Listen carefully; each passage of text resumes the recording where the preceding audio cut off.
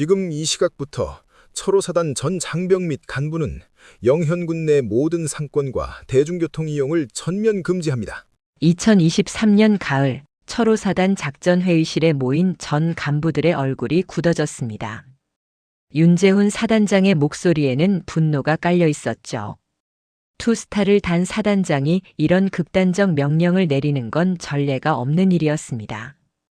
앞으로 모든 장병 이동은 군용 버스와 트럭으로만 진행하며 광역시 터미널로 직송합니다. 영현군을 거치지 않아요. 참모들은 서로 눈빛을 교환했습니다. 사단급 부대가 인근 지역 상권을 완전히 끊어버린다는 건 엄청난 파장을 불러올 게 분명했죠. 철호사단은 영현군에서 가장 큰 경제적 기반이었고 매주 수백 명의 장병들이 휴가와 외출로 지역 상권을 이용해왔으니까요. 사단장의 다음 말이 이어졌습니다. 우리 부대 장병들이 지역에서 환대받지 못한다면 우리 돈도 그곳에 쓸 이유가 없습니다. 작전 참모가 조심스럽게 물었죠. 사단장님, 혹시 무슨 일이 있습니까? 윤재훈 사단장은 책상 위 서류를 집어 던지듯 내려놓았습니다. 그 안에는 한 병사의 진료 기록과 사진이 들어 있었죠.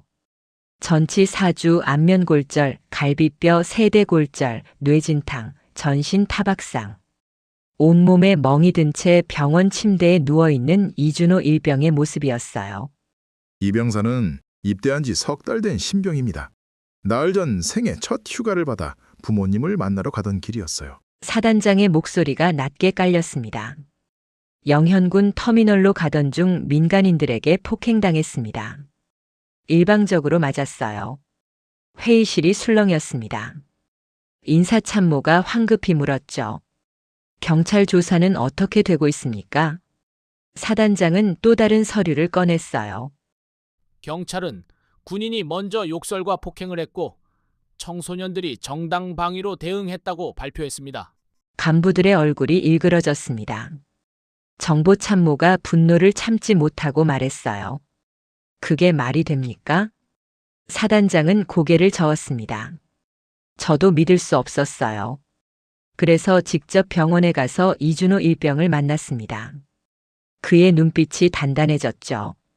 그 병사는 단 한 번도 반격하지 않았다고 했어요. 군인이 민간인을 때리면 안 된다는 걸 알았기 때문이라고 했습니다. 회의실에 무거운 침묵이 내려앉았습니다. 21살 신병이 폭력 앞에서도 군인의 본분을 지키려 했다는 사실이 모두의 가슴을 먹먹하게 만들었어요. 오늘도 누군가에게 꼭 필요한 용기가 전해질 수 있도록 구독과 좋아요로 함께해 주세요. 윤재훈 사단장은 창밖을 바라보았습니다. 철호사단 정문 너머로 영현군 시내가 보였어요. 군인도 사람입니다. 우리 장병들은 나라를 지키기 위해 청춘을 바치는 사람들이에요. 그런 사람들이 이런 대우를 받는다면 우리가 그 지역을 위해 무엇을 해줄 이유가 있겠습니까? 간부들은 고개를 끄덕였어요. 작전 참모가 단호하게 말했습니다. 사단장님 결정을 전적으로 지지하겠습니다. 헌병대장이 물었습니다. 사단장님, 경찰 발표가 석연치 않습니다. 우리가 독자적으로 조사를 진행해도 되겠습니까? 윤재훈 사단장은 즉시 고개를 끄덕였어요. 당연합니다. 헌병대와 작전 참모실이 협력해서 철저히 조사하십시오. CCTV 확보, 목격자 진술, 모든 걸 확인해야 합니다. 그는 잠시 멈췄다가 덧붙였습니다. 우리 병사가 정말로 잘못했다면 그에 합당한 처벌을 받아야죠. 하지만 억울하게 당했다면 끝까지 진실을 밝혀낼 겁니다. 회의가 끝나고 사단장실에 혼자 남은 윤재훈은 창밖을 바라보며 생각에 잠겼습니다. 며칠 전 병원에서 만난 이준호 일병의 모습이 떠올랐어요. 부어오른 얼굴로 작은 목소리로 말하던 그 청년이요. 죄송합니다, 사단장님. 제가 조심하지 못해서. 사과하는 병사를 보며 사단장의 가슴이 무너졌습니다. 잘못한 게 없는데 미안하다고 말하는 21살 청년이었죠. 그날 저녁부터 철호사단의 명령이 실행되기 시작했습니다. 영현군으로 향하던 모든 군 차량이 방향을 틀었고 휴가 나가는 장병들은 광역시 터미널로 직송되었어요. 부대 정문 앞에는 큼지막한 안내문이 걸렸습니다. 철호사단 장병 및 가족 여러분, 영현군 상권 이용을 자제해 주시기 바랍니다. 영현군 상인들은 아직 이 결정의 무게를 몰랐어요. 터미널 앞 식당 주인은 코웃음을 쳤죠. 군인들이 여기 말고 어디 가서 밥을 먹어. 금방 다시 올 거야. 하지만 그들은 곧 깨닫게 될 것입니다. 투스타 사단장의 결단이 얼마나 강력한지를요. 지금부터 그 충격적인 사건의 전말을 들려드리겠습니다. 이 이야기는 대한민국에서 실제로 벌어졌던 사건을 바탕으로 각색되었습니다. 오전 8시 이준호 일병은 생애 첫 휴가 승인을 받고 부대 정문을 나섰습니다. 아침 햇살이 따사롭게 내리쬐고 있었어요. 석 달 만에 보는 부모님 얼굴이 떠올랐죠. 배낭을 맨 그의 발걸음은 가벼웠습니다. 영현군 터미널까지는 걸어서 20분 거리였어요. 큰 길로 가면 30분이 걸렸지만 골목길 지름길을 이용하면 10분은 단축할 수 있었습니다. 평소에도 급할 때 장병들이 종종 이용하는 길이었지만 사람들이 자주 다니는 곳은 아니었어요. 조금 으슥하고 좁은 골목이라 대부분은 큰 길을 선호했죠.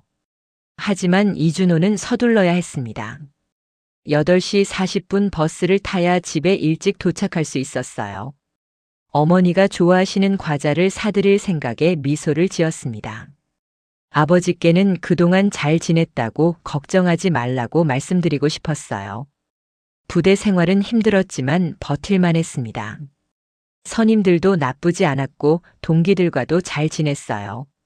오늘 집에 가면 그동안의 이야기를 부모님께 들려드릴 생각이었죠.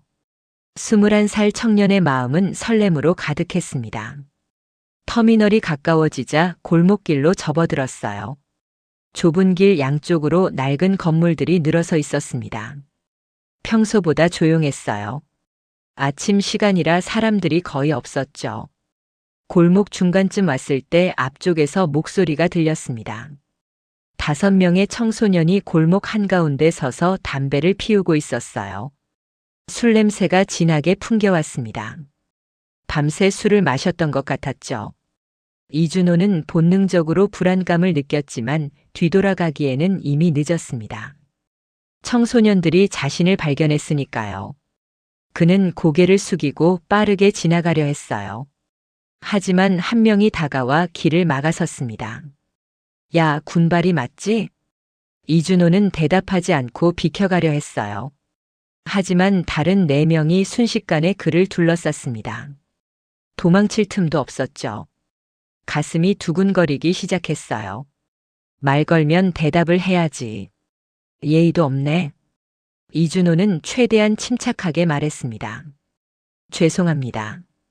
버스 시간이 있어서 급합니다.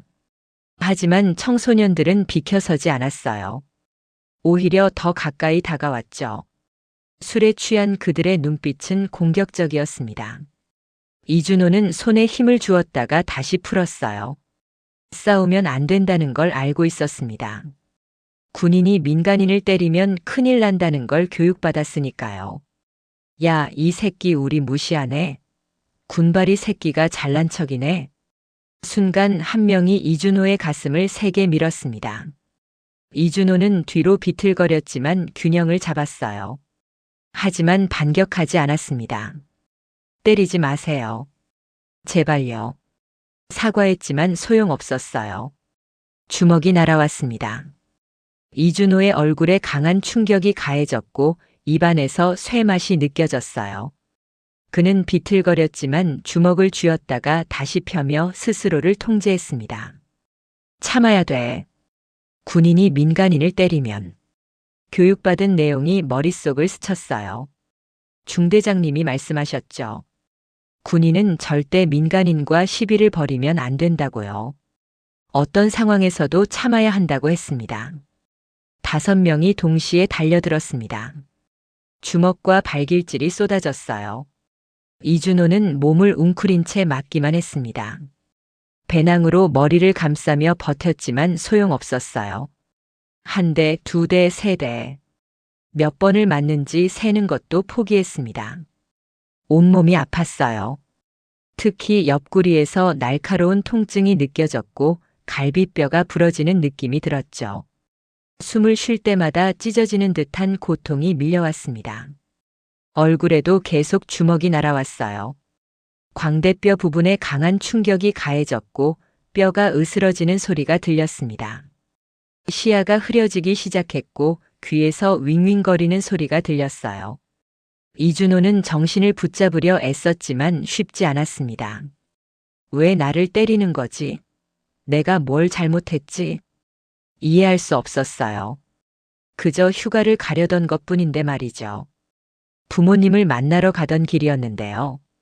배에 강한 발길질이 가해졌습니다.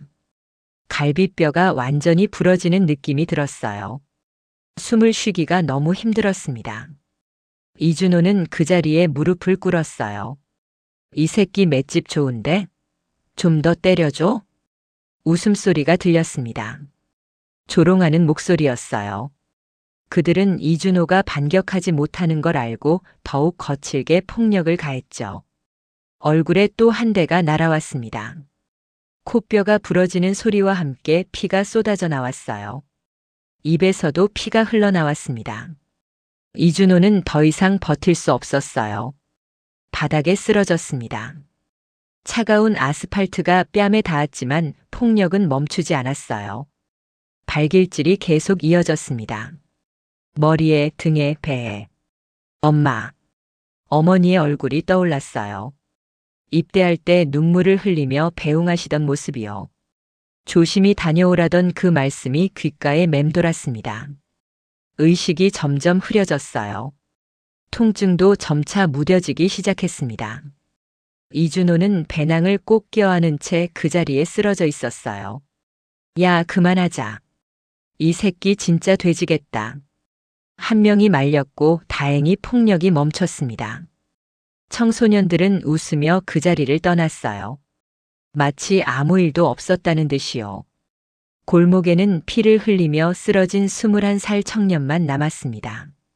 배낭 속에는 어머니를 위한 과자가 구겨진 채 들어있었고 첫 휴가의 설렘은 온데간데 없이 사라졌어요. 30분쯤 지났을까? 출근하던 한 시민이 골목을 지나다 쓰러진 이준호를 발견했습니다. 그는 깜짝 놀라 급히 신고를 했어요. 여보세요, 구급차 좀 보내주세요. 골목에 사람이 쓰러져 있어요. 피를 많이 흘리고 있습니다. 10분 후 구급차가 도착했습니다. 구급대원들은 이준호의 상태를 확인하고 황급히 들것에 옮겼어요. 맥박은 약했지만 다행히 숨은 쉬고 있었습니다. 영현군 병원 응급실로 실려간 이준호는 즉시 응급처치를 받았어요. 담당 의사는 진단서를 작성하며 고개를 저었습니다. 전치 4주 안면골절, 갈비뼈 세대골절, 뇌진탕, 전신 타박상이었어요. 특히 얼굴과 머리 부위가 심각했습니다. 간호사가 이준호의 배낭을 열었어요. 군복과 세면도구 그리고 구겨진 과자 봉지가 나왔습니다. 휴가증도 함께 들어있었는데 첫 휴가였던 거죠. 발급 일자를 보니 오늘이 휴가 첫날이었어요. 병원 측은 즉시 철호사단에 연락했습니다. 응급실 침대에 누운 이준호는 의식이 희미했고 부어오른 얼굴은 형체를 알아보기 힘들 정도였어요. 의사는 가족들에게도 연락을 취했습니다. 1시간 뒤 이준호의 부모님이 황급히 병원에 도착했어요. 어머니는 아들의 모습을 보고 그 자리에 주저앉았습니다. 아버지는 주먹을 쥔 채 떨고 있었죠. 윤재훈 사단장이 병원에 도착한 건 그로부터 2시간 뒤였습니다. 그는 병실 문을 열고 들어서는 순간 숨이 멎는 것 같았어요. 자신의 부하가 이렇게 처참한 모습으로 누워 있는 걸 보는 건 견딜 수 없었죠. 윤재훈 사단장은 병실 문을 조심스럽게 열었습니다. 이준호 일병이 침대에 누워 있었고 부모님이 옆에서 눈물을 흘리고 계셨어요.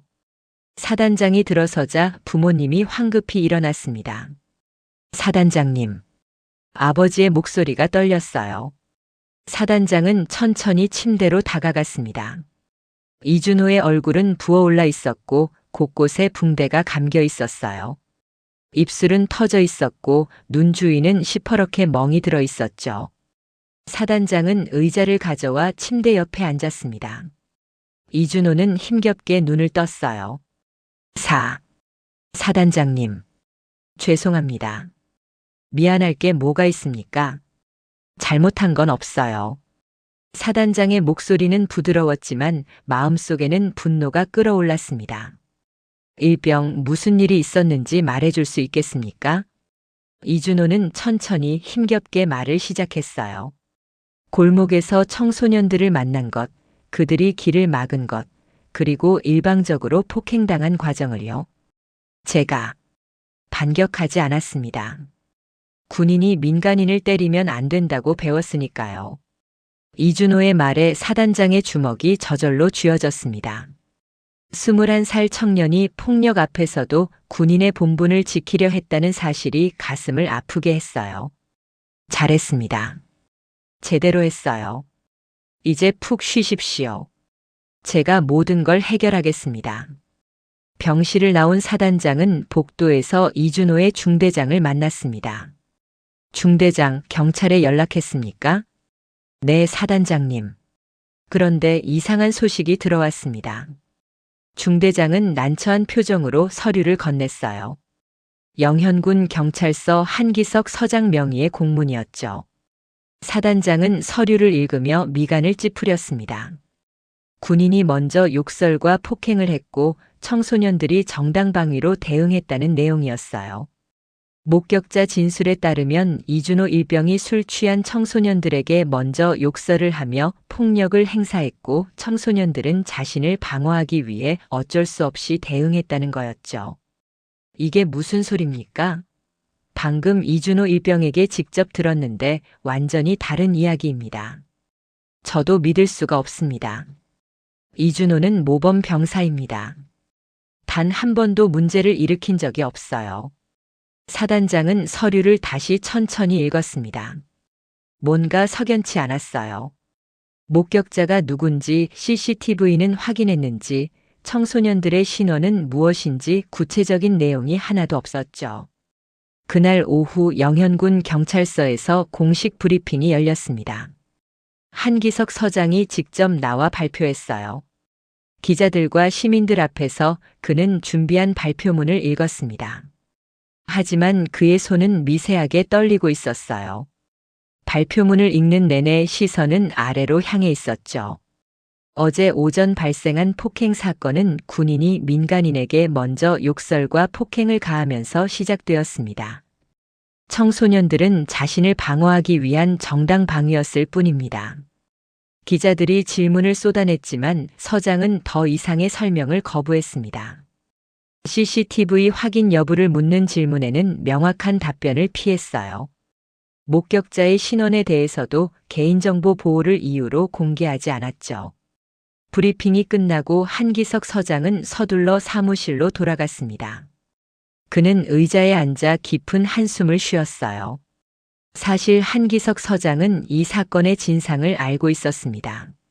사건 발생 직후 접수된 초기 조사 보고서에는 군인이 일방적으로 폭행당했다고 명확히 적혀 있었어요. 하지만 가해자 중 한 명의 신원이 확인된 순간 모든 게 달라졌죠. 오상태 회장의 아들이었습니다. 사건 다음 날 밤 오상태 회장은 한기석 서장을 직접 찾아왔습니다. 아무도 없는 서장실에서 두 사람은 마주 앉았어요. 오상태는 테이블 위에 두툼한 봉투를 놓으며 말했습니다. 서장님, 제 아들 일 때문에 왔습니다. 한기석 서장은 봉투를 보며 난처한 표정을 지었어요. 회장님, 이건 명백한 폭행 사건입니다.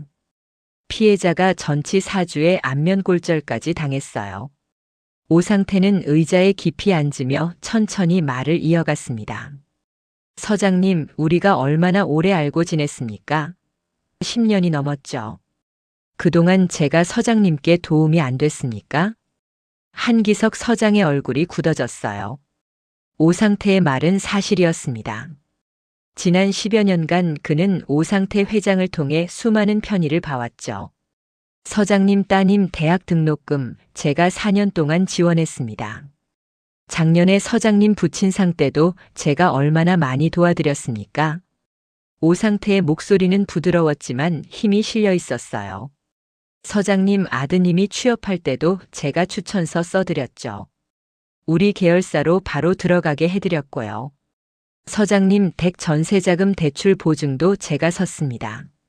한기석 서장은 입을 다물 수밖에 없었습니다. 모두 사실이었으니까요. 오상태는 계속 말을 이었어요. 영현군에서 서장님 입지도 제가 많이 도와드렸습니다. 지역 유지들한테 좋은 말씀 많이 했고 군수님한테도 서장님 칭찬 많이 했죠. 서장님이 이 자리에 오래 계실 수 있었던 것도 제 덕분 아니겠습니까? 그는 잠시 멈췄다가 덧붙였습니다. 물론 그동안 제가 서장님께 부탁드린 일도 있었습니다. 하지만 늘 적당한 선에서 해결되지 않았습니까? 이번에도 그냥 조용히 넘어갈 수 있지 않겠습니까? 한기석 서장은 책상 위의 봉투를 바라봤어요. 양심과 현실 사이에서 그는 갈등했습니다. 회장님, 하지만 이번엔 피해자가 너무 심각합니다. 군인이 전치 4주 판정을 받았어요. 오상태는 봉투를 서장 쪽으로 더 밀며 말했습니다. 제 아들의 인생이 걸린 문제입니다, 서장님. 한 번만 도와주십시오. 이번 한 번만요. 은혜는 절대 잊지 않겠습니다. 한기석 서장은 오랜 시간 침묵했습니다. 그의 머릿속에는 지난 10여 년간 오상태에게 받은 도움들이 스쳐 지나갔어요. 딸의 대학 등록금, 아들의 취업, 부친상 때의 도움, 전세자금 대출 보증.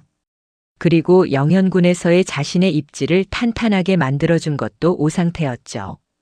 결국 그는 봉투를 집어들었습니다. 이번 한 번만입니다, 회장님. 다음엔 절대 안 됩니다. 오상태는 안도의 한숨을 쉬며 일어났어요. 고맙습니다, 서장님. 은혜 잊지 않겠습니다. 그날 저녁 지역 언론에는 이미 기사가 올라와 있었습니다. 군인의 과잉 행동, 청소년들 정당방위라는 제목이었어요. 기사 내용은 경찰 발표를 그대로 옮긴 것에 불과했지만 댓글란은 이미 군인을 비난하는 글들로 가득했죠. 윤재훈 사단장은 기사를 보며 분노했습니다. 병실에 누워있는 병사가 가해자로 둔갑한 거였으니까요. 그는 즉시 헌병대장을 불렀어요. 독자적으로 조사를 시작합니다. 경찰 발표를 믿을 수 없어요. 알겠습니다. 즉시 착수하겠습니다. 헌병대장은 경례를 올리고 나갔습니다. 이틀 뒤 헌병대의 조사 결과가 들어오기 시작했습니다. 가해 청소년 5명의 신원이 파악되었어요. 그중 1명은 영현군 상인회장 오상태의 아들이었죠. 헌병대장이 보고했습니다. 사단장님, 오상태 회장은 영현군에서 가장 영향력 있는 인물입니다. 상권 대부분을 장악하고 있고 지역 정치인들과도 긴밀한 관계예요.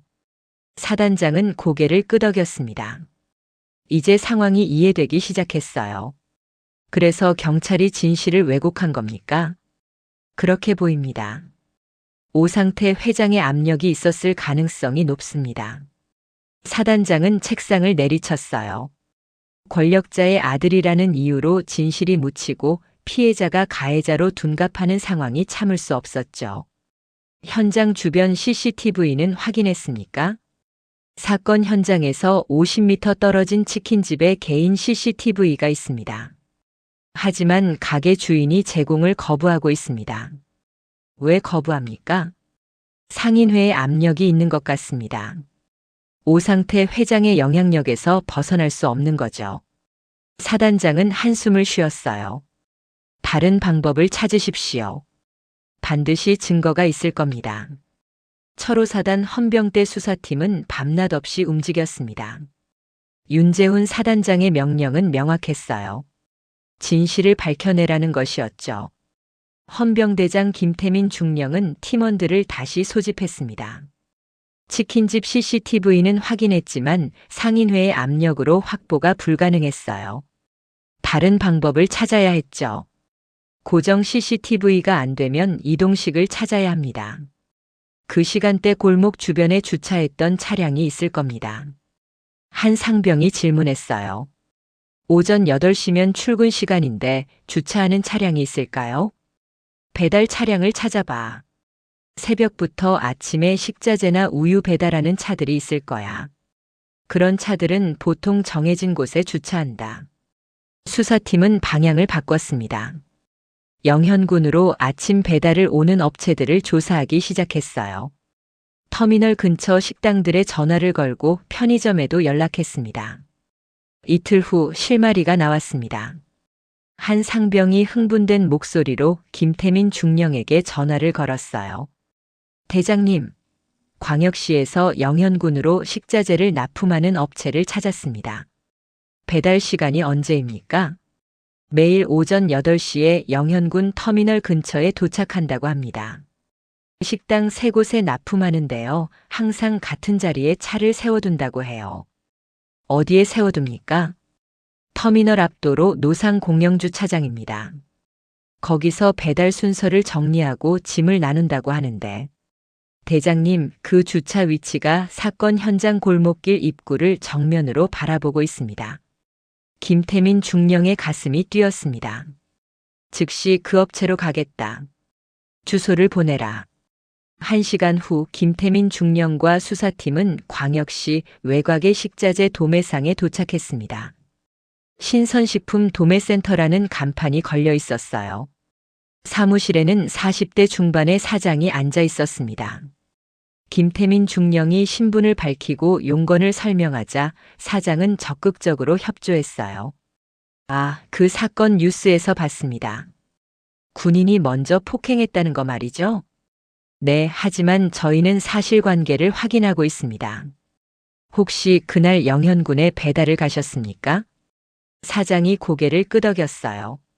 네, 저희는 매일 새벽 5시 반에 출발해서 8시에 영현군에 도착합니다. 그날도 평소처럼 배달했죠. 도착하면 어디에 주차하십니까? 터미널 앞도로 노상공영주차장이요. 거기 주차 미터기가 있는 곳인데 제가 늘 같은 자리에 세워둡니다. 거기서 짐을 정리하고 배달 순서를 확인해요. 보통 15분에서 20분 정도 거기 있습니다. 혹시 차량에 블랙박스가 있습니까? 당연히 있죠. 주차 모드도 설정되어 있어서 차를 세워놔도 계속 녹화됩니다. 영업용 차량이라 의무적으로 설치해야 하거든요. 김태민 중령의 심장이 빠르게 뛰었습니다. 그날 영상을 확인할 수 있을까요? 사장은 흔쾌히 동의했어요. 물론입니다. 잠시만 기다리세요. 그는 사무실 컴퓨터로 블랙박스 영상을 찾기 시작했습니다. 날짜와 시간을 입력하고 파일을 열었어요. 화면에 터미널 앞 도로가 나타났습니다. 시간은 오전 8시 정각이었어요. 배달 차량이 도로 노상공영주차장 구역에 들어와 정해진 자리에 멈췄습니다. 카메라는 도로 앞쪽을 향하고 있었고 그 너머로 골목길 입구가 선명하게 보였어요. 아침 햇살이 골목을 비추고 있었습니다. 8시 3분경 골목길에서 움직임이 포착되었어요.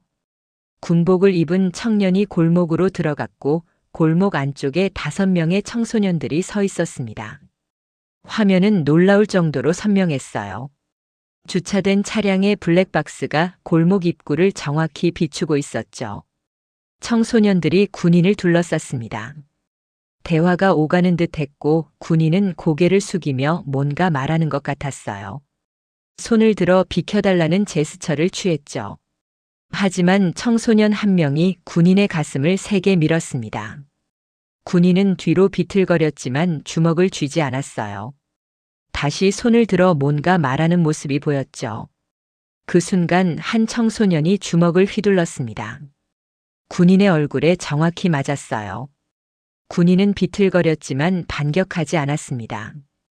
그리고 일방적인 폭행이 시작되었습니다. 5명이 동시에 달려들었고 군인은 맞기만 했어요. 주먹과 발길질이 쏟아졌습니다. 군인은 바닥에 쓰러졌고 청소년들은 쓰러진 그를 계속 폭행했어요. 영상은 약 4분간 계속되었습니다. 그 시간 내내 군인은 단 한 번도 반격하지 않았어요. 웅크린 채로 맞기만 했죠. 배낭으로 머리를 감싸고 버티는 모습만 보였습니다. 결국 청소년들이 웃으며 그 자리를 떠났습니다. 골목길에는 움직이지 않는 군인만 남았어요. 피가 바닥에 흥건히 고여 있었습니다. 김태민 중령은 영상을 보며 주먹을 쥐었습니다. 너무나 명백한 증거였어요. 경찰이 발표한 내용과는 완전히 달랐죠. 이 영상을 저희에게 제공해 주실 수 있습니까? 사장은 고개를 끄덕였습니다. 당연하죠. 군인분들이 억울하게 당했다면 당연히 도와드려야죠. 저도 군대 다녀왔는데 이건 너무 심합니다. 정말 감사합니다. 사장은 USB에 영상 파일을 복사해서 넘겨줬습니다. 혹시 필요하면 제가 증인으로 나서도 됩니다. 제 차량 블랙박스고 제가 직접 그 시간에 그 자리에 있었으니까 법적 효력도 충분할 겁니다. 연락처 남겨주시겠습니까? 사장은 명함을 건넸어요. 그날 제가 차 안에서 배달 순서 정리하고 있었는데 골목에서 무슨 소란이 있더라고요. 그런데 그게 이렇게 심각한 폭행이었을 줄은 몰랐습니다. 블랙박스를 확인할 생각을 못했어요. 사단으로 돌아온 김태민 중령은 즉시 사단 장실로 향했습니다. 윤재훈 사단장은 영상을 보며 얼굴이 굳어졌어요. 화면 속 이준호 일병은 완전히 무방비 상태였습니다. 단 한 번도 주먹을 휘두르지 않았고 오히려 손을 들어 말리려는 모습만 보였어요. 바닥에 쓰러진 후에도 일방적으로 맞기만 했죠. 이게 정당방위라는 겁니까? 사단장의 목소리가 떨렸습니다. 분노 때문이었어요. 경찰 발표는 완전히 거짓이었습니다. 우리 병사는 먼저 폭행하지 않았습니다. 오히려 말리려고 했어요. 이 영상을 경찰에 제출하십시오. 정식 증거 자료로 말입니다. 김태민 중령은 그날 오후 영현군 경찰서를 찾았습니다. 한기석 서장을 만나 블랙박스 영상을 제출했어요. 이건 배달 차량의 블랙박스 영상입니다. 사건 당시 상황이 처음부터 끝까지 명확히 기록되어 있습니다. 한기석 서장은 영상을 보며 얼굴이 창백해졌어요. 자신이 발표한 내용과 완전히 다른 장면이었으니까요. 군인이 먼저 욕설과 폭행을 했다는 발표는 완전히 거짓이었습니다. 영상 속에는 군인이 피하려고만 하는 모습만 담겨 있었어요. 이건 서장님, 경찰은 군인이 먼저 욕설과 폭행을 했다고 발표했습니다. 하지만 이 영상은 완전히 반대입니다. 군인은 단 한 번도 손을 쓰지 않았어요. 한기석 서장은 말문이 막혔어요. 오상태 회장의 압력에 굴복했던 자신의 결정이 후회되었지만 이미 늦었습니다. 이 영상을 근거로 재조사를 요청합니다. 그리고 경찰의 왜곡된 발표에 대한 해명도 필요합니다. 김태민 중령은 단호하게 말했어요. 한기석 서장은 고개를 숙일 수밖에 없었습니다. 검토하겠습니다. 검토가 아니라 즉시 재조사해야 합니다. 이건 명백한 증거입니다. 하지만 경찰의 움직임은 느렸어요. 재조사 요청이 받아들여질 기미가 보이지 않았습니다. 김태민은 사단장에게 보고했습니다. 경찰은 여전히 미온적입니다. 오상태 회장의 압력에서 벗어나지 못하는 것 같습니다. 윤재훈 사단장은 책상을 내리쳤습니다. 그렇다면 우리가 직접 움직여야겠습니다. 그는 작전 참모를 불렀어요. 영현군 상권 이용 자제가 아닙니다. 이제는 전면 금지입니다. 사단장님, 그렇게 되면 영현군 경제에 큰 타격이. 사단장이 말을 끊었습니다. 알고 있습니다. 하지만 우리 병사가 이렇게 당하는데 가만히 있을 수 없어요. 경찰이 움직이지 않는다면 우리가 할 수 있는 방법으로 압박해야 합니다. 오늘부터 모든 장병은 영현군을 거치지 않습니다. 광역시로 직송하십시오. 군용 버스와 트럭으로만 이동합니다. 작전 참모는 고개를 끄덕였습니다. 그리고 간부들에게도 솔선수범하도록 지시하십시오. 영현군 내 모든 상권 이용을 금지합니다. 부대 PX나 광역시를 이용하도록 하세요. 다음 날 아침 새로운 명령이 하달되었어요. 철호사단 전 장병은 영현군 상권과 대중교통 이용을 전면 금지한다는 내용이었습니다. 모든 이동은 군용 차량으로만 진행되며 광역시 터미널로 직송된다는 거였죠. 부대 정문 앞 안내문도 바뀌었습니다. 철호사단 장병 및 가족 여러분, 영현군 상권 이용이 전면 금지되었습니다. 장병들은 명령을 받아들였어요. 오히려 환영하는 분위기였죠. 첫 주말 영현군 터미널은 한산했습니다. 군용 버스는 영현군을 그냥 지나쳐 광역시로 향했습니다. 영현군 상인들은 그제야 심각성을 깨닫기 시작했어요. 영현군 터미널 앞 식당 주인 박선희는 오전부터 분주하게 움직였습니다. 주말이면 철호사단 장병들로 가득 찰 시간이었으니까요. 김치찌개를 끓이고 밥을 지으며 손님을 기다렸어요. 냉장고에는 준비해둔 식재료가 가득했고 테이블도 깨끗하게 닦아놨죠. 하지만 정오가 지나도 군인은 한 명도 오지 않았습니다. 이상했어요. 평소 같으면 벌써 만석이 되어야 할 시간인데 식당은 텅 비어 있었죠. 박선희는 문 밖을 내다보며 목을 길게 빼고 기다렸습니다. 옆 가게 주인이 찾아왔어요. 야, 너네 가게도 손님 없어? 박선희가 한숨을 쉬며 대답했습니다. 응, 이상하네. 군인들이 한 명도 안 와. 우리 가게도 마찬가지야. 뭔가 이상해. 평소 같으면 벌써 북적거릴 시간인데. 박선희는 부대 정문 쪽을 바라봤습니다. 그제야 평소와 다른 점을 발견했어요. 군용 버스가 부대 안으로 들어가고 있었고 휴가 나오는 병사들이 그 버스에 타고 있었죠. 저게 뭐야? 군인들이 버스 타고 어디 가는 거야? 박선희는 터미널로 달려갔어요. 하지만 철호사단 버스는 영현군 터미널을 그냥 지나쳐버렸습니다. 광역시 방향으로 직행하는 거였죠.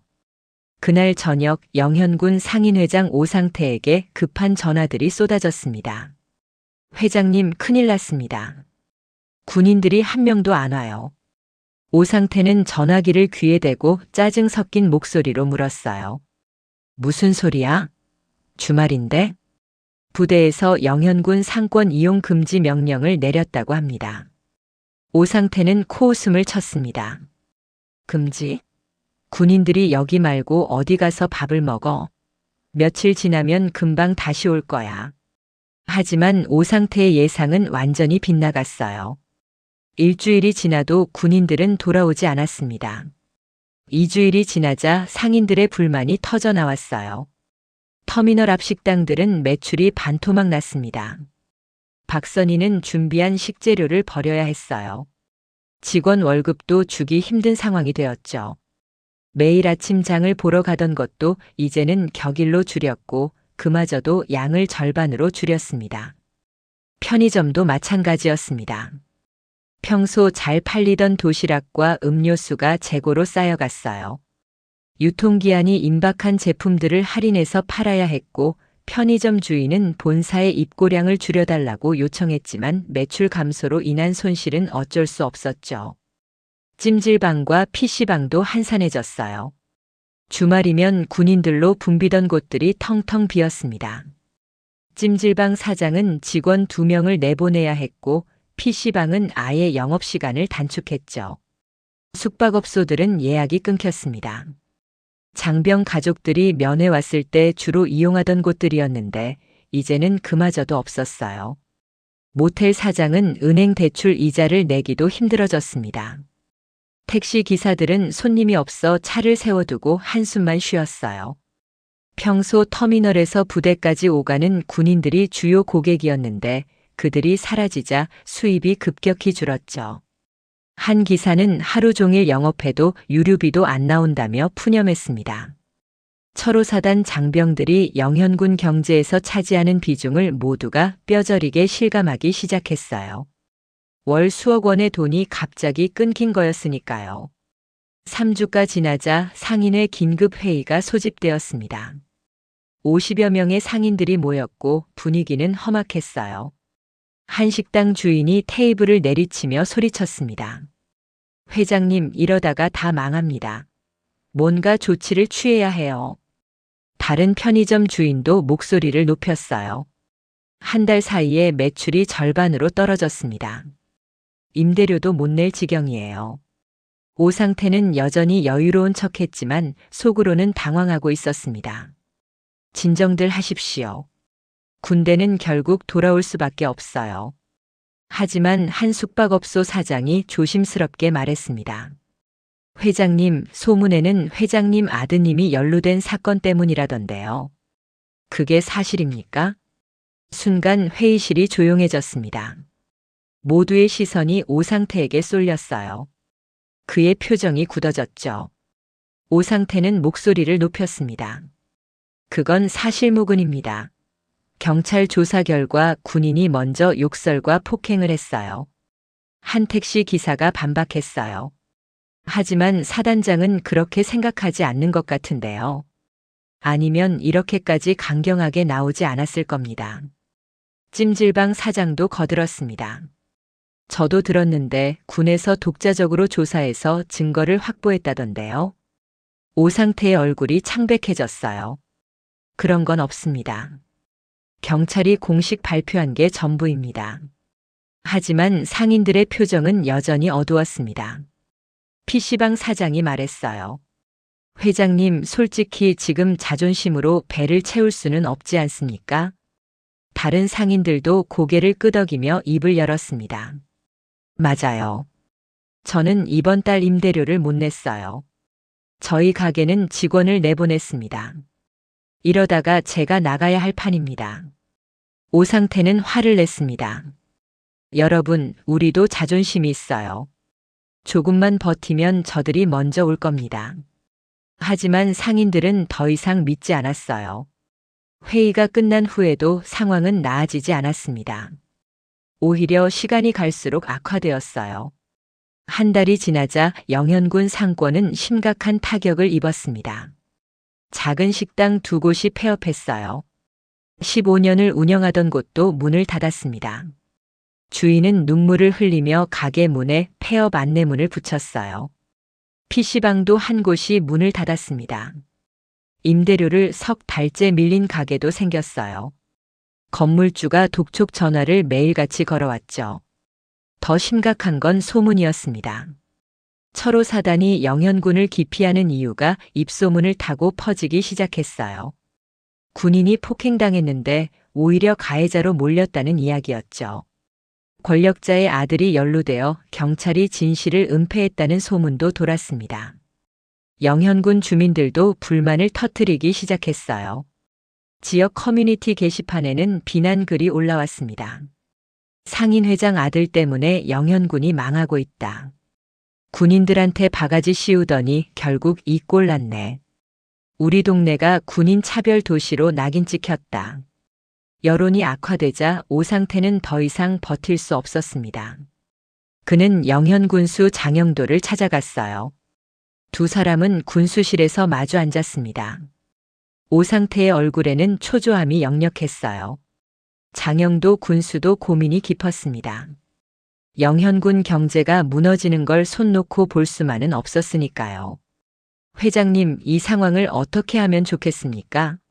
영현군 경제가 정말 무너지고 있습니다. 오상태는 대답하지 못했습니다. 장영도가 한숨을 쉬며 말했죠. 사단장을 만나 사과하는 수밖에 없을 것 같습니다. 다른 방법이 있습니까?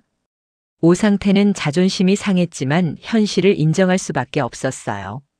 하지만 쉽게 결정을 내리지 못했습니다. 김나영 기자는 지역 신문사에서 일한 지 5년째였습니다. 주로 사회면을 담당했고 작은 사건들을 취재하며 하루하루를 보냈어요. 하지만 최근 영현군에서 일어난 일들이 그녀의 기자 본능을 자극했죠. 철호 사단이 영현군 상권을 전면 기피하기 시작한 지 한 달이 지났습니다. 처음에는 단순한 갈등 정도로 생각했지만 취재를 하면서 심각성을 깨달았어요. 김나영은 조심스럽게 취재를 시작했습니다. 먼저 경찰 발표 내용을 다시 확인했어요. 군인이 먼저 시비를 걸어 정당방위가 발생했다는 내용이었죠. 하지만 구체적인 증거나 목격자 진술은 공개되지 않았습니다. 그녀는 사건 현장을 찾았어요.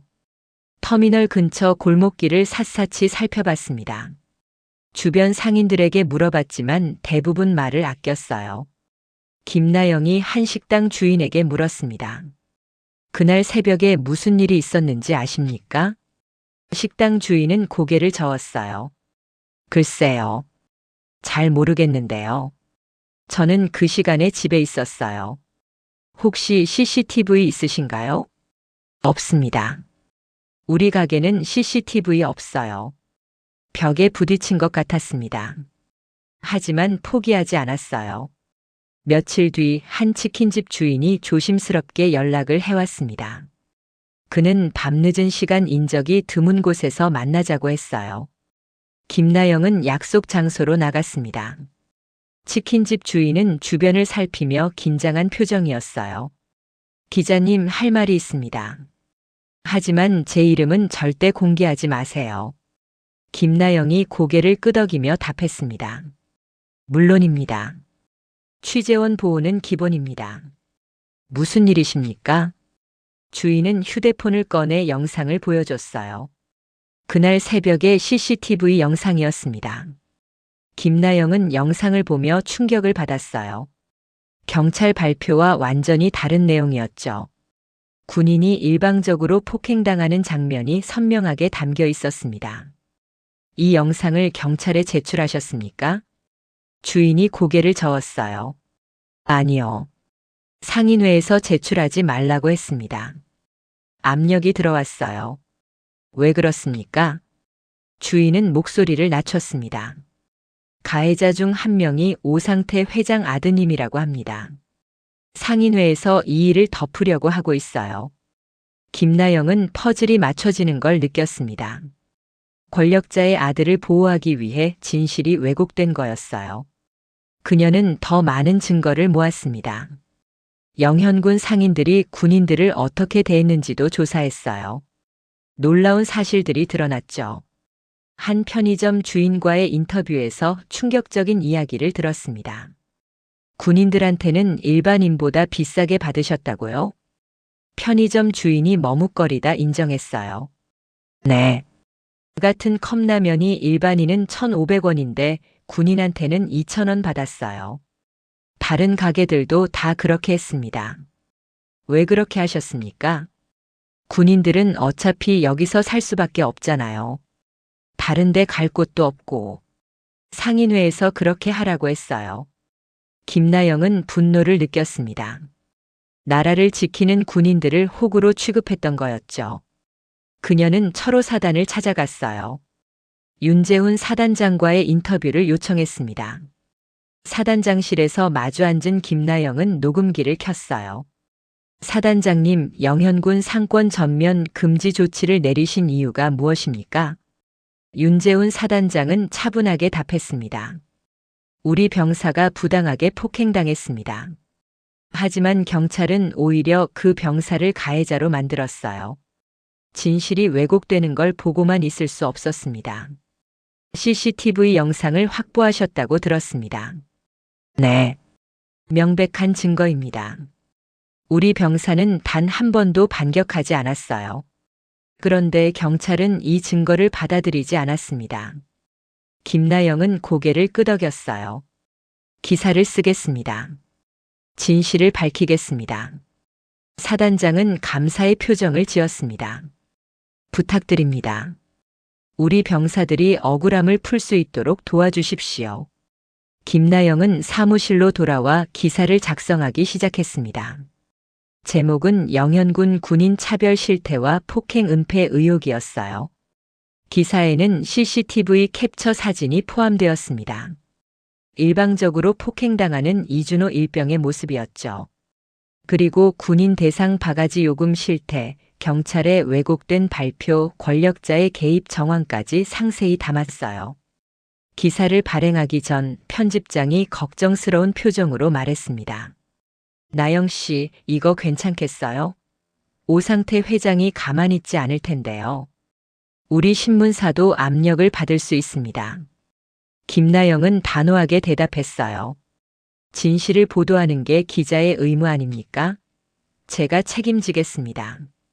기사가 온라인에 올라간 건 목요일 오전이었습니다. 처음에는 조회수가 천천히 올라갔어요. 하지만 점심때부터 급격히 확산되기 시작했죠. 대형 포털 사이트 메인에 링크가 걸렸고 소셜미디어에서 폭발적으로 공유되었습니다. 오후가 되자 댓글이 수천 개를 넘어섰어요. 여론이 들끓기 시작했습니다. 전국 언론사들이 후속 보도를 쏟아냈고 TV 뉴스에서도 다뤄졌어요. 영현군청 홈페이지는 항해 글로 마비되었습니다. 영현군 상권을 보이콧하자는 운동도 시작되었죠. 관광객 수가 급격히 감소했어요. 평소 주말이면 붐비던 영현군 시장이 한산해졌습니다. 호텔 예약 취소가 줄을 이었고 지역 축제도 참가자가 반토막 났어요. 영현군은 순식간에 군인 차별 도시라는 오명을 쓰게 되었습니다. 영현군청은 혼란에 빠졌습니다. 장영도 군수의 사무실에는 아침부터 항해 전화가 쏟아졌고 직원들은 하루 종일 사과 문자를 보내느라 정신이 없었어요. 민원실 게시판은 비난글로 가득 찼고 군청 홈페이지는 접속자 폭증으로 서버가 다운되기 일보 직전이었죠. 비서실장이 다급하게 보고서를 들고 들어왔습니다. 관광객 수가 지난주 대비 60% 감소했다는 내용이었어요. 숙박업소들은 예약 취소로 비명을 지르고 있었고 식당들은 손님이 없어 재료만 버리고 있었죠. 군수님, 이대로 가면 영현군이 완전히 망합니다. 상인회에서 집단 민원을 제기하겠다고 합니다. 장영도 군수는 책상에 앉아 머리를 감싸쥐었어요. 취임 후 가장 큰 위기였습니다. 영현군 경제가 눈에 띄게 무너지고 있었고 주민들의 불만은 폭발 직전이었어요. 오상태 회장에게 계속 연락을 시도했지만 그는 전화를 받지 않았습니다. 며칠째 잠적한 상태였죠. 언론 보도 이후 오상태는 모든 공개 석상에서 사라졌어요. 그날 오후 오상태 회장이 드디어 군수실 문을 열고 들어왔습니다. 그의 얼굴은 초췌했어요. 평소의 당당한 모습은 온데간데 없었고 어깨는 축 처져 있었죠. 지난 며칠간 상인들의 항의와 여론의 비난을 감당하기 힘들었던 게 분명했습니다. 오상태는 소파에 주저앉으며 긴 한숨을 쉬었어요. 그는 처음으로 자신의 잘못을 인정하는 표정을 지었습니다. 아들을 보호하려다 영현군 전체를 위기에 빠뜨렸다는 죄책감이 얼굴에 역력했어요. 장영도 군수는 조용히 물 한 잔을 건넸습니다. 두 사람은 한동안 말없이 앉아 있었어요. 무거운 침묵이 사무실을 가득 채웠죠. 결국 오상태가 먼저 입을 열었습니다. 군수님, 제가 잘못했습니다. 제 욕심 때문에 영현군 전체가 이 지경이 됐습니다. 장영도 군수가 고개를 끄덕이며 답했어요. 이제라도 바로잡으시는 게 맞습니다. 사단장님을 찾아뵙고 진심으로 사과해야 합니다. 제가 직접 가서 무릎 꿇고 빌겠습니다. 다른 방법이 없습니다. 두 사람은 그날 밤 늦게까지 대책을 논의했습니다. 구체적인 보상 방안과 재발 방지 대책을 마련했어요. 서류를 작성하고 검토하는 데만 몇 시간이 걸렸죠. 다음 날 아침 오상태 회장과 장영도 군수는 철호사단으로 향했습니다. 차 안은 무겁게 가라앉아 있었어요. 오상태는 창밖을 바라보며 복잡한 심정을 정리하려 애썼죠. 평생 고개 숙인 적 없던 그였지만 이제는 선택의 여지가 없었습니다. 철호사단 정문을 지나 사단장실로 향하는 동안 두 사람의 발걸음은 무거웠어요. 복도를 지날 때마다 마주치는 장병들의 차가운 시선이 느껴졌습니다. 그들의 눈빛에는 분노와 실망이 담겨 있었죠. 사단장실 앞에서 그들은 한참을 기다려야 했습니다. 윤재훈 사단장은 쉽게 면담을 허락하지 않았어요. 1시간이 지나고 나서야 부관이 나와 안으로 들어오라고 했죠. 사단장실 문이 열렸습니다. 윤재훈 사단장은 책상에 앉아 서류를 검토하고 있었어요. 그는 두 사람을 차갑게 바라봤습니다. 말없이 의자를 가리켰고 오상태와 장영도는 조심스럽게 자리에 앉았어요. 오상태는 떨리는 손으로 준비해온 서류를 꺼냈습니다. 그는 고개를 깊이 숙이며 입을 열었어요. 사단장님, 제가 큰 잘못을 저질렀습니다. 제 아들이 귀하의 부하 병사를 폭행했고 저는 그 사실을 은폐하려 했습니다. 윤재훈 사단장은 표정 변화 없이 그를 바라봤습니다. 차가운 침묵이 흘렀어요. 오상태는 계속해서 말을 이었습니다. 경찰에 압력을 넣어 진실을 왜곡하게 했습니다. 상인회를 동원해 CCTV 제출을 막았습니다. 모든 게 제 잘못입니다. 장영도 군수도 함께 고개를 숙였어요. 사단장님, 영현군을 대표해서 진심으로 사과드립니다. 우리 군인 여러분을 부당하게 대했고 차별했습니다. 사단장은 여전히 차가운 표정이었습니다. 그는 천천히 입을 열었어요. 사과만으로 해결될 문제라고 생각하십니까? 오상태가 황급히 서류를 펼쳤습니다. 아닙니다. 구체적인 보상과 재발 방지 대책을 마련했습니다. 먼저 이준호 일병에게 치료비 전액과 위로금 2천만 원을 즉시 지급하겠습니다. 사단장은 고개를 끄덕였어요. 오상태가 이어서 설명했습니다. 둘째, 영현군 내 모든 상권에서 군인 바가지 요금을 즉시 폐지합니다. 일반인과 동일한 가격을 적용하고 오히려 군인 우대제를 시행해 10% 할인을 제공하겠습니다. 장영도 군수가 말을 이었어요. 셋째, 영현군청에 군인 민원센터를 설치하겠습니다. 전담 직원을 배치해 군인 관련 불편 사항을 즉시 처리할 수 있도록 하겠습니다. 넷째, 매년 군 장병의 날 행사를 개최하고 철호사단과의 교류를 강화하겠습니다. 오상태가 마지막으로 말했습니다. 그리고 제 아들과 관련 청소년들은 경찰에 자진 출두시키겠습니다. 법적 처벌을 받도록 하겠습니다. 윤재훈 사단장은 잠시 침묵했습니다. 창밖을 바라보며 생각에 잠겼어요. 병원에 누워있던 이준호 일병의 모습이 떠올랐습니다. 이준호 일병은 어제 의식을 되찾았습니다. 다행히 회복하고 있어요.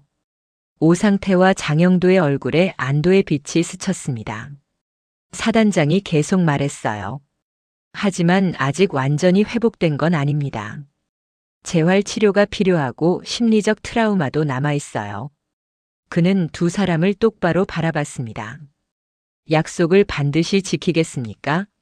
이번에도 말만 하고 흐지부지하는 건 아닙니까? 오상태와 장영도가 동시에 일어서서 고개를 숙였어요. 반드시 지키겠습니다. 만약 약속을 어기면 어떤 처벌이라도 받겠습니다. 사단장은 서류를 천천히 읽으며 검토했습니다. 조건부로 수용하겠습니다. 모든 약속이 이행되는 것을 확인한 후 상권 이용 금지를 해제하겠습니다. 오상태는 다시 한번 깊이 고개를 숙였습니다. 감사합니다. 그리고 제가 이준호 일병에게 직접 사과하고 싶습니다. 그건 본인과 보호자의 의사를 확인해 봐야 합니다. 사단장은 병원으로 연락을 취했어요. 이준호 일병의 부모님과 통화한 후 면담을 허락했습니다. 다음 날 오상태와 장영도는 병원을 찾았어요. 이준호는 병상에 반쯤 일어나 앉아 있었고 부모님이 옆에 계셨죠. 부어올랐던 얼굴은 많이 가라앉았지만 여전히 멍자국이 남아 있었습니다. 오상태는 병실 문 앞에서 무릎을 꿇고 고개를 숙였어요. 정말 죄송합니다. 제 아들이 저지른 일에 대해 진심으로 사과드립니다. 용서를 구할 자격도 없지만 그래도 이렇게라도 사죄하고 싶었습니다. 이준호의 어머니는 눈물을 흘렸습니다. 우리 아이가 얼마나 힘들었는지 아십니까? 첫 휴가를 가던 길이었어요. 부모를 만나러 가던 길이었다고요. 오상태는 더욱 고개를 숙였습니다. 이준호는 조용히 두 사람을 바라봤어요. 분노할 수도 있었지만 그의 표정은 담담했습니다.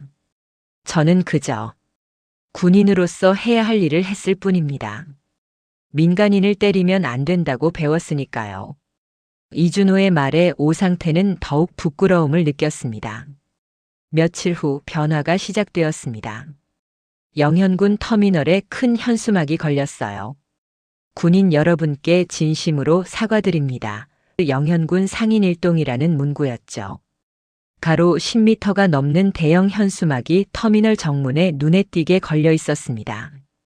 모든 상점 입구에는 군인 우대 스티커가 붙었어요. 가격표도 새로 바뀌었습니다. 군인과 민간인의 가격이 같아졌고 오히려 군인에게는 10% 할인이 적용되었어요. 박선희의 식당 메뉴판에도 변화가 있었습니다. 이전에는 숨겨져 있던 이중 가격표가 사라졌어요. 대신 군인 할인 10%라는 문구가 선명하게 적혀 있었죠. 터미널 대합실에는 군인 전용 휴게실이 새로 마련되었습니다. 깨끗한 소파와 TV, 무료 음료 자판기까지 설치되었어요. 군인들이 편하게 쉴 수 있는 공간이었죠. 영현군청 1층에는 군인 민원센터가 문을 열었습니다. 전담 직원 2명이 배치되어 군인들의 불편 사항을 즉시 처리할 수 있게 되었어요. 한라인도 개설되어 사단과 직접 소통할 수 있는 창구가 만들어졌죠. 오상태의 아들을 포함한 5명의 청소년들은 경찰에 자진 출두했습니다. 폭행 혐의로 기소되었고 재판을 기다리는 중이었어요. 언론은 이 과정을 상세히 보도했고 여론은 엄벌을 요구했습니다. 한 달이 지나자 윤재훈 사단장은 전 간부를 소집했습니다. 작전회의실에는 참모들과 대대장급 이상 지휘관들이 모였어요. 사단장은 헌병대장의 보고를 들었습니다. 영현군의 변화를 확인했다는 내용이었어요. 약속한 사항들이 모두 이행되고 있었고 실제로 군인 차별이 사라졌다는 보고였죠. 사단장님, 영현군의 변화는 확실합니다. 모든 약속이 이행되고 있고 상인들의 태도도 완전히 달라졌습니다. 윤재훈 사단장은 고개를 끄덕였어요. 그는 참모들을 둘러보며 말했습니다. 영현군 상권 이용 금지 조치를 해제합니다. 하지만 한 가지 조건이 있습니다. 참모들이 귀를 기울였어요. 만약 다시 군인 차별이 발생한다면 우리는 즉시 조치를 재개할 것입니다. 이번 일을 교훈 삼아 우리 장병들을 보호하는데 최선을 다하겠습니다. 간부들은 일제히 경례를 올렸습니다. 다음 주 주말 영현군 터미널에 철호사단 버스가 다시 나타났습니다. 한 달여 만이었어요. 휴가 나온 병사들이 버스에서 내리자 상인들이 나와 인사를 했습니다. 박선희는 식당 앞에 서서 손을 흔들었어요. 어서 오세요. 오늘 김치찌개 서비스 드릴게요. 다른 상인들도 반갑게 맞이했습니다. 편의점 주인은 음료수를 나눠줬고 치킨집 주인은 쿠폰을 건넸어요. 병사들은 어리둥절한 표정이었습니다. 이전과는 완전히 다른 분위기였으니까요. 한 병장이 동료에게 속삭였어요. 여기 맞아? 완전히 달라졌는데? 그러게. 예전에는 우리 보면 귀찮아 하더니. 식당에 들어간 병사들은 메뉴판을 보고 놀랐습니다. 가격이 내려가 있었고 군인 할인까지 적용되었어요. 박선희는 친절하게 주문을 받으며 말했습니다. 군인 여러분 항상 감사합니다. 맛있게 드세요. 변화는 영현군 전체로 퍼졌습니다. 택시 기사들은 군인을 보면 먼저 다가와 인사를 건넸어요. 숙박업소들은 군인 할인 패키지를 만들었고 PC방은 군인 무료 시간을 제공했죠. 이준호 일병은 한 달 반 만에 퇴원했습니다. 부대로 복귀하는 날 윤재훈 사단장이 직접 병원으로 마중을 나왔어요. 이준호 일병 힘들었죠? 이준호는 경례를 올렸습니다. 아닙니다, 사단장님. 괜찮습니다. 천천히 회복하십시오. 서두를 필요 없어요. 부대로 돌아온 이준호를 전 장병들이 환영했습니다. 중대장과 소대장 선임들이 모두 나와 그를 맞이했어요. 동기들은 눈물을 글썽이며 포옹했죠. 준호야, 정말 고생 많았다. 이제 괜찮아. 다 끝났어. 며칠 후 이준호는 두 번째 휴가를 받았습니다. 사단장이 특별히 배려한 거였어요. 이번에는 군용버스가 광역시까지 직송해졌죠. 버스 안에서 이준호는 창밖을 바라봤습니다. 영현군을 지나갈 때 터미널이 보였어요. 군인 여러분께 감사합니다라는 현수막이 눈에 들어왔죠. 이준호는 조용히 미소를 지었습니다. 무섭고 고통스러운 경험이었지만 그로 인해 많은 것이 바뀌었어요. 자신뿐만 아니라 모든 후배 장병들이 더 이상 차별받지 않게 되었죠. 정의는 멀리 있는 게 아니구나. 이준호는 그렇게 생각했습니다. 정의는 지켜내려는 사람이 있을 때 살아나는 거였어요. 윤재훈 사단장처럼 용기 있게 나서는 사람이 있을 때 잘못된 것들이 바로잡히는 거였죠. 집에 도착한 이준호를 부모님이 반겨주셨습니다. 어머니는 아들을 꼭 껴안으며 눈물을 흘렸어요. 우리 아들 정말 고생 많았다. 이제 괜찮아? 네, 엄마. 다 괜찮아요. 걱정 마세요. 아버지는 아들의 어깨를 두드리며 말씀하셨어요. 자랑스럽다, 아들. 내가 끝까지 잘 참아줘서 진실이 밝혀질 수 있었어. 이준호는 웃으며 대답했습니다. 제가 한 건 아무것도 없어요. 사단장님께서 다 해주셨어요. 그날 저녁 가족은 오랜만에 함께 식사를 했습니다. 어머니가 좋아하는 음식을 차려주셨고 아버지는 소주 한 잔을 따르셨어요. 평범하지만 행복한 시간이었죠. 한편 철호사단에서는 새로운 교육 프로그램이 시작되었습니다. 신병들에게 군인의 권리와 민간인 관계에 대해 가르치는 시간이었어요. 이준호 사건을 교훈 삼아 만든 프로그램이었죠. 윤재훈 사단장은 직접 강의실을 찾았습니다. 신병들 앞에 선 그는 이준호의 이야기를 들려줬어요. 여러분은 나라를 지키는 군인입니다. 하지만 동시에 존중받아야 할 시민이기도 합니다. 부당한 대우를 받으면 참지만 말고 보고하십시오. 신병들은 진지하게 사단장의 말을 들었습니다. 영현군은 완전히 달라진 모습이었습니다. 매년 군 장병의 날 행사가 열렸고 철호사단과의 교류도 활발해졌어요. 상인회와 사단이 함께하는 봉사활동도 시작되었죠. 오상태는 상인회 장직을 사퇴했습니다. 새로운 회장이 선출되었고 군인 우대 정책은 더욱 강화되었어요. 이준호 일병의 사건은 언론을 통해 전국적으로 알려졌습니다. 다른 지역에서도 비슷한 변화가 일어나기 시작했어요. 군인 차별이 사회적 문제로 인식되었고 개선 움직임이 확산되었죠. 이준호는 군 생활을 무사히 마치고 제대했습니다. 제대식 날 윤재훈 사단장이 직접 그를 찾아왔어요. 이준호 일병, 아니 이제는 민간인이 되는군요. 앞으로 하고 싶은 일이 있습니까? 이준호는 잠시 생각하다 대답했습니다. 아직 확실하지는 않지만 제 경험을 살려서 다른 사람들을 도울 수 있는 일을 하고 싶습니다. 사단장은 만족스럽게 고개를 끄덕였어요. 좋은 생각입니다. 힘든 경험이었지만 그 경험이 여러분을 성장시켰습니다. 이준호는 깊이 경례를 올렸습니다. 그리고 부대 정문을 나서며 뒤를 돌아봤어요. 많은 일이 있었던 곳이었지만 이제는 좋은 기억도 함께 담긴 곳이 되었죠. 정의는 멀리 있는 게 아니었습니다. 지켜내려는 사람이 있을 때 그것은 살아났어요. 그리고 그 정의는 더 많은 사람들을 보호하는 힘이 되었습니다.